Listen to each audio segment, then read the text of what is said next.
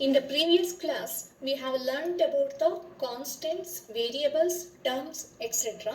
In this session, we will learn more about algebra. First topic is algebraic expression. Algebraic expression is a combination of variables and constants with mathematical operations like addition, subtraction, multiplication and division. Therefore, algebraic expression is a combination of variables and constants with mathematical operations like addition, subtraction, multiplication and division. For example, 3x plus 5 is an algebraic expression. Here 3x and 5 are the terms which are connected by plus sign. Let's take another example, that is 4x minus 10. Here 4x and 10 are the terms which are connected by minus sign. Similarly 5x is an algebraic expression. It is a product of 5 and x, and 5 is a constant and x is a variable. Let us see another example. 2x plus 4y minus 7. This is also an algebraic expression. Here 2x, 4y and 7 are the terms which are connected by plus and minus sign. Therefore, an algebraic expression contains any number of algebraic terms, uses signs of operation like addition, subtraction, multiplication and division, does not contain any equality sign. Okay? ನೋಡಿ, last ಕ್ಲಾಸಲ್ಲಿ ನಾವು algebra start ಮಾಡಿದಾಗ ಅದರೊಳಗೆ constants ಅಂದರೆ ಏನು, variables ಅಂದರೆ ಏನು, terms ಅಂದರೆ ಏನು, ಕೋಎಫಿಷಿಯಂಟ್ ಅಂದರೆ ಏನು ಅಂತ ತಿಳ್ಕೊಂಡಿದ್ವಿ. ಕಾನ್ಸ್ಟೆಂಟ್ ಅಂದರೆ it has A fixed value ಅಂತ ಹೇಳಿದ್ದೆ. ಆಲ್ ನಂಬರ್ಸ್ ಆರ್ ಕಾನ್ಸ್ಟೆಂಟ್ಸ್, ಅದ್ರ ವ್ಯಾಲ್ಯೂ ಚೇಂಜ್ ಮಾಡೋದಕ್ಕೆ ಆಗೋದಿಲ್ಲ. 100 ಅಂದರೆ 100 ಇರುತ್ತೆ, 7 ಅಂದರೆ 7 ಇರುತ್ತೆ, ಅದರ ವ್ಯಾಲ್ಯೂ ಚೇಂಜ್ ಮಾಡೋಕ್ಕಾಗಲ್ಲ. 100 ಈಸ್ ನಾಟ್ ಈಕ್ವಲ್ ಟು -2 ಆ ಥರ ಎಲ್ಲ ಹೇಳಿದೆ. ಅದನ್ನು ಕಾನ್ಸ್ಟೆಂಟ್ಸ್ ಅಂತ ಕರಿತೀವಿ ಅಂತ. ನೆಕ್ಸ್ಟು ವೇರಿಯಬಲ್ಸ್ ಅಂತಂದರೆ ಅನ್ನೋನ್ ಟರ್ಮ್ಸ್ನ ರೆಪ್ರೆಸೆಂಟ್ ಮಾಡೋದಕ್ಕೆ ವೇರಿಯಬಲ್ಸ್ ಅಂತ ಕರಿತೀವಿ. ವೇರಿಯಬಲ್ ಅಂತಂದರೆ ಅದನ್ನು ಇಂಗ್ಲೀಷ್ ಸ್ಮಾಲ್ ಲೆಟರ್ ಆಲ್ಫಾಬೆಟ್ಸಿಂದ ರೆಪ್ರೆಸೆಂಟ್ ಮಾಡ್ತೀವಿ. ABCD ಅಂತ ಎಟ್ಸೆಟ್ರಾ ಅಂತ ಹೇಳಿದೆ. ಇಂಗ್ಲೀಷ್ ಸ್ಮಾಲ್ ಲೆಟರ್ಸಿಂದ ರೆಪ್ರೆಸೆಂಟ್ ಮಾಡ್ತೀವಿ ಅಂತಂದ್ಬಿಟ್ಟು ಅಂತ ವೇರಿಯಬಲ್ಸ್. ಟರ್ಮ್ಸ್ ಅಂದರೆ it may be a constant or a variable or a product of constant and variable ಅಂತ ಹೇಳಿದ್ದೆ. ಟರ್ಮ್ ಅಂತಂದರೆ ಅದು ಕಾನ್ಸ್ಟೆಂಟ್ ಅಂದರೆ ನಂಬರ್ ಬೇಕಾದರೂ ಆಗ್ಬೋದು, ವೇರಿಯಬಲ್ ಅಂದರೆ ಅದೇ ಆಲ್ಫಾಬೆಟ್ಸ್ ಹೇಳಿದ್ನಲ್ಲ ಅದಾದರೂ ಆಗ್ಬೋದು, ಇಲ್ಲ ಅಂದರೆ product of constant and A variable ಅಂತಲೂ ಹೇಳಿದೆ. ಅದನ್ನು ಟರ್ಮ್ ಅಂತ ಕರಿತೀವಿ ಅಂತ. ಇನ್ನು ಕೋಎಫಿಷಿಯಂಟ್ ಅಂತಂದರೆ ನ್ಯೂಮರಿಕಲ್ ಟರ್ಮ್ ಏನು ರೆಪ್ರೆಸೆಂಟ್ ಮಾಡುತ್ತೋ ಅದನ್ನು ಕೋಎಫಿಷಿಯಂಟ್. ಇವಾಗ 7x ಅಂತಂದರೆ 7 ಇಸ್ ದ ನ್ಯೂಮರಿಕಲ್ ಕೋಎಫಿಷಿಯಂಟ್ ಅಂತ ಹೇಳಿದ್ದೆ. ಹೌದಾ? ಅಷ್ಟನ್ನು ಲಾಸ್ಟ್ ಕ್ಲಾಸಲ್ಲಿ ನೀವು ಕಲ್ತ್ಕೊಂಡಿದ್ರಿ. ಈಗ first topic what is an algebraic expression ಅಂತ. Algebraic expression is a combination of variables and constants with mathematical operations like addition, subtraction, multiplication and division. Algebraic expression ಅಂತಂದರೆ ವೇರಿಯಬಲ್ಸು ಮತ್ತು ಕಾನ್ಸ್ಟೆಂಟ್ಸು ಎರಡೂ ಕಂಬೈನ್ ಆಗಿರುತ್ತೆ, ಮತ್ತು ಅದ್ರ ಜೊತೆಗೆ plus minus multiplication division science ಇರುತ್ತೆ. ಅದನ್ನು ಆಲ್ಜಿಬ್ರಾಯಿಕ್ ಎಕ್ಸ್ಪ್ರೆಷನ್ ಅಂತ ಕರಿತೀವಿ. For example, 3x plus 5 is an algebraic expression. Here 3x and 5 are the terms which are connected by plus sign. ನೋಡಿ, ಫಾರ್ ಎಕ್ಸಾಂಪಲ್ 3x ಪ್ಲಸ್ 5 ಅಂತ ಹೇಳಿದೆ.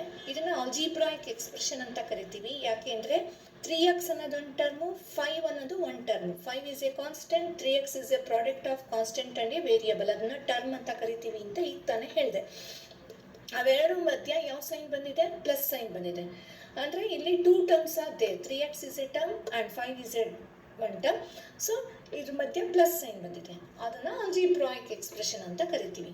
ಅದೇ ಥರನೇ 4x minus 10. Here 4x and 10 are the terms which are connected by minus sign. Similarly, 5x is an algebraic expression. Here 5 and x are the product of 5x. 5x is a product of 5 and x. So 5 and x are the terms. ನೋಡಿ ಇಲ್ಲಿ 5x ಅನ್ನೋದು ಕೂಡ algebraic expression. ಯಾಕೆಂದರೆ ಇಲ್ಲಿ 5 is A constant, X is A variable, ಅದರದ್ದು product ಅಂದರೆ multiplication sign ಇದೆ, ಅದೇ 5x ಆಗಿರೋದು. 5 into X is 5x. So ಅದು ಕೂಡ ಆಲ್ಜಿಬ್ರಾಯಿಕ್ ಎಕ್ಸ್ಪ್ರೆಷನ್. ಮತ್ತು ಇಲ್ಲಿ ಕಂಡೀಷನ್ ಹೇಳಿದೆ. ನೆಕ್ಸ್ಟ್ ಎಕ್ಸಾಂಪಲ್ ಕೊಟ್ಟಿದ್ದೀನಿ, 2x ಪ್ಲಸ್ 4y ಮೈನಸ್ 7 ಅಂತಂದರೆ ಇಲ್ಲಿ 2x ಅನ್ನೋದು ಒಂದು ಟರ್ಮು, 4y ಅನ್ನೋದು ಒಂದು ಟರ್ಮು, -7 ಅನ್ನೋದು ಒಂದು ಟರ್ಮು. ಅಂದರೆ ಇಲ್ಲಿ ಇದು ಕೂಡ ಒಂದು ಆಲ್ಜಿಬ್ರಾಯಿಕ್ ಎಕ್ಸ್ಪ್ರೆಷನ್. ಇಲ್ಲಿ 3 ಟರ್ಮ್ಸ್ ಇದೆ, ಅದನ್ನು ಪ್ಲಸ್ ಅಥವಾ ಮೈನಸ್ ಸೈನಿಂದ ಕನೆಕ್ಟ್ ಮಾಡಿದ್ದೀವಿ. ಆದ್ದರಿಂದ on algebraic expression contains any number of algebraic terms. ಎಷ್ಟು ಬೇಕಾದರೂ ಆಲ್ಜಿಬ್ರಾಯಿಕ್ ಎಕ್ಸ್ಪ್ರೆಷನಲ್ಲಿ ಎಷ್ಟು ಬೇಕಾದರೂ ಟರ್ಮ್ಸ್ ಇರ್ಬೋದು. uses signs of operation like addition, subtraction, multiplication and division. ಮತ್ತೆ ಆಲ್ಜಿಬ್ರಾಯಿಕ್ ಎಕ್ಸ್ಪ್ರೆಷನಲ್ಲಿ ಪ್ಲಸ್ಸು, ಮೈನಸ್ಸು, ಮಲ್ಟಿಪ್ಲಿಕೇಶನ್ ಮತ್ತು ಡಿವಿಷನ್ ಸೈನ್ ಅಷ್ಟನ್ನು ಕೂಡ ಯೂಸ್ ಮಾಡ್ತೀವಿ ಕಾನ್ಸ್ಟೆಂಟು ಮತ್ತು ವೇರಿಯಬಲ್ಸ್ ಮಧ್ಯ. ಮತ್ತು does not contain an equality sign. ಆದರೆ ಆಲ್ಜಿಬ್ರಾಯಿಕ್ ಎಕ್ಸ್ಪ್ರೆಷನಲ್ಲಿ ಈಕ್ವಾಲಿಟಿ ಸೈನು ಬರೋದಿಲ್ಲ. Okay, next topic is literals. The letters of the alphabets which are used to represent numbers are called literals. Literals are used to represent numbers, that is A, B, C, D, etc. ನೋಡಿ, ಈಗ next topic literals. Literals ಅಂತಂದರೆ it is nothing but variables. Variables ನಂಬರ್ಸ್ನ represent ಮಾಡೋದಕ್ಕೆ variables are the symbols use to represent numbers ಅಂತ ಹೇಳಿದ್ದೆ last ಕ್ಲಾಸಲ್ಲಿ. ಅದನ್ನು English small ಲೆಟರ್ಸಿಂದ ರೆಪ್ರೆಸೆಂಟ್ ಮಾಡ್ತೀವಿ ಅಂತ. ಲಿಟರಲ್ಸ್ ಅಂದರೆ which is nothing but variables, ಅಂದರೆ ನಂಬರ್ಸ್ನ ರೆಪ್ರೆಸೆಂಟ್ ಮಾಡೋದಕ್ಕೆ ಲಿಟರಲ್ಸ್ನ ಯೂಸ್ ಮಾಡ್ತೀವಿ. Next topic powers of ಲಿಟರಲ್ಸ್. Just as numbers can be raised to power, literals can also be raised to a power. That is, they can be in exponential form. For example, we know that 5 into 5 is equal to 5 to the power of 2, because here 5 is repeated 2 times. Similarly, 4 into 4 into 4 into 4 into 4 is equal to 4 to the power of 5. Here 4 is repeated 5 times. Therefore 4 to the power of 5. So similarly for a literal, a into a into a into a, which is equal to a power 4, because a is repeated 4 times. Y into y, which is equal to y square. Similarly 5 into a into a into x. This is 5 into a power 2 into x. Okay, because here a is repeated 2 times. Next, 8 into y into y into y into b, which is equal to 8 y power 3 into b. Okay, ನೋಡಿ, next powers of literals ಅಂತಂದರೆ ನಾವು this is nothing but repeated form of multiplication. Exponential ಫಾರಮಲ್ಲಿ ಬರೆಯೋದು. Exponential form ಅಂತಂದರೆ repeated form of multiplication. ಈಗ 5 into 5ನ 5 square ಅಂತ ಬರೆದ್ವಿ ಅಂತಂದರೆ ಇಲ್ಲಿ 5 ಅನ್ನೋ ನಂಬರು ಎಷ್ಟು ಸತಿ ರಿಪೀಟ್ ಆಗಿದೆ? 2 ಟೈಮ್ಸ್ ರಿಪೀಟ್ ಆಗಿದೆ, ಅದಕ್ಕೆ 5 ಸ್ಕ್ವೇರ್ ಅಂತ ಬರೆದ್ವಿ. ಅದೇ ಥರನೇ 4 ಇಂಟು 4 ಇಂಟು 4 ಇಂಟು 4 ಇಂಟು 4 ಅಂದರೆ 4 ಅನ್ನೋದು 5 ಟೈಮ್ಸ್ ರಿಪೀಟ್ ಆಗಿದೆ, that is 4 power 5. Next a into a into a into a ಅಂತಂದರೆ ಎ ಅನ್ನೋದು 4 ಟೈಮ್ಸ್ ರಿಪೀಟ್ ಆಗಿದೆ, that is a power 4. Next y into y, ಅದೇ ಥರ ಇವಾಗ ನಂಬರ್ಸ್ನ ಆ ಥರ ಬರುತ್ತಲ್ಲ, ಅದೇ ಥರ ಲಿಟರಲ್ಸ್ ಅಂತಂದರೆ ನಾನು ಹೇಳಿದೆ ಇವಾಗ ತಾನೇ, literals are use to represent numbers ಅಂತ. ಲಿಟರಲ್ಸ್ನ ಸ್ಮಾಲ್ ಲೆಟರ್ಸಿಂದ letters of alphabet which are use to represent numbers, ಆಲ್ಫಾಬೆಟ್ಟಿಂದ ರೆಪ್ರೆಸೆಂಟ್ ಮಾಡ್ತೀವಿ. ಇವಾಗ ಎ ಅನ್ನೋದು alphabet, a into a into a into a repeated form of multiplication. 4 times a repeat ಆಗಿದೆ, that is a power 4. Y into y ಅಂದರೆ y power 2, y is repeated 2 times. Similarly 5 into a into a into x, ಇಲ್ಲಿ a ಮಾತ್ರ repeat ಆಗಿದೆ, ಮಿಕ್ಕಿದ್ದು repeat ಆಗಿಲ್ಲ. So ಯಾವ್ದು repeat ಆಗಿದೆಯೋ number ಅದನ್ನು ಮಾತ್ರ ಬರೆಯೋದು. 5 into a power 2 into x. Similarly 8 into y into y into y into b. See here y is repeated 3 times, y 3 ಸತಿ ರಿಪೀಟ್ ಆಗಿದೆ. So 8 y to the power of 3 ಥರ ಬರೆಯೋದನ್ನ ನಾವು powers of literal numbers ಅಂತ ಕರಿತೀವಿ.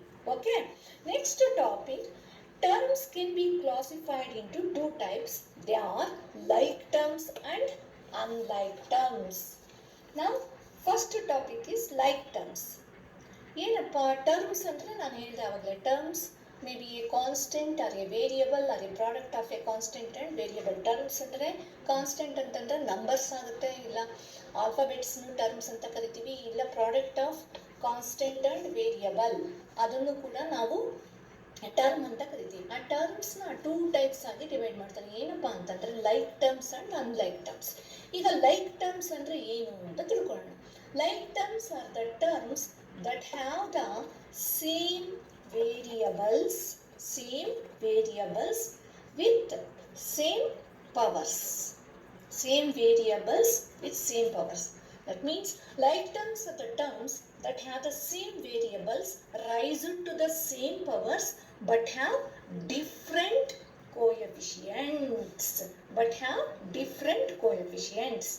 See, for example, 4x and 9y are the like terms because they have the same 4x and 9x. 4y and 9y.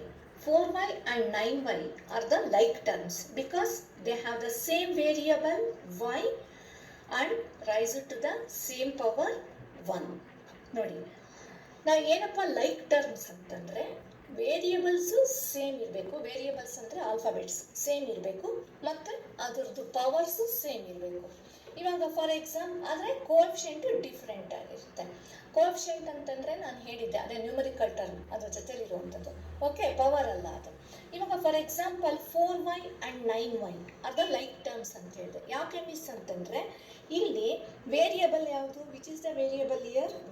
y is the variable with power 1. ಏನು ಇಲ್ಲ ಅಂದರೆ ಅದ್ರ power 1 ಅಂತ, ಅದಕ್ಕೇನು power ಇಲ್ಲ ಅಂದರೆ. ಹಾಗಾದರೆ ಇಲ್ಲಿ 4 ಆ್ಯಂಡ್ 9 ಏನು ಮಿಸ್ ಅಂತಂದರೆ ಅವೆರಡನ್ನು ಕೋಎಫಿಷಿಯೆಂಟ್ಸ್. ನಾನು ಏನು ಹೇಳಿದ್ದೆ ಲೈಕ್ ಟರ್ಮ್ಸ್ ಅಂದರೆ? Like terms are the terms that have the same variables raised to the same powers but have different coefficients. ಹೌದಾ? ಇಲ್ಲಿ ಕೋಎಫಿಷಿಯೆಂಟ್ಸ್ ಚೇಂಜ್ ಇದೆ, 4 ಮತ್ತು 9, ಆದರೆ ಸೇಮ್ ವೇರಿಯಬಲ್ ಇದೆ ಮತ್ತು ಸೇಮ್ ಪವರ್ಸ್ ಇದೆ. ಅದನ್ನು ನಾವು ಲೈಕ್ ಟರ್ಮ್ಸ್ ಅಂತ ಕರಿತೀವಿ. Similarly 8x² 5x² and -2x² are the like terms because they have the same variable x with power 2. ನೋಡಿ, ಇನ್ನೊಂದು ಎಕ್ಸಾಂಪಲ್ 8x² 5x² -2x² ಇದನ್ನು ಕೂಡ ನಾವು ಲೈಕ್ ಟರ್ಮ್ಸ್ ಅಂತ ಕರಿತೀವಿ. ಯಾಕೆ ಅಂತಂದರೆ ಇಲ್ಲಿ ವೇರಿಯಬಲ್ಲು ಎಕ್ಸ್ ಆಗಿದೆ ಮತ್ತು ಅದ್ರ ಪವರ್ ಎಲ್ಲ ಕಡೆಯೂ 2 ಇದೆ. ಮಿಸ್ ಇದು 8 5 -2 ಅಂದರೆ ಅವೆಲ್ಲ coefficients. So same variable with same powers, ಇದನ್ನು ನಾವೇನಂತ ಕರಿತೀವಿ? ಲೈಕ್ ಟರ್ಮ್ಸ್ ಅಂತ ಕರಿತೀವಿ. Let us say another example, x to the power of 3 y to the power of 4 and -6 x to the power of 3 y power 4. These are also like terms because they have the same variables x and y with powers 3 and 4. ನೋಡಿ, ಇನ್ನೂ ಒಂದು example, x power 3 y power 4 ಮತ್ತು -6 x power 3 y power 4 ಇದನ್ನು like terms ಅಂತ ಕರಿತೇವೆ. ಆವಾಗ ನೀವು ಇಲ್ಲೆಲ್ಲ ಆದರೆ ಒಂದೊಂದೇ ವೇರಿಯಬಲ್ ಇತ್ತು, ಎಕ್ಸ್ ಮಾತ್ರ ಇತ್ತು.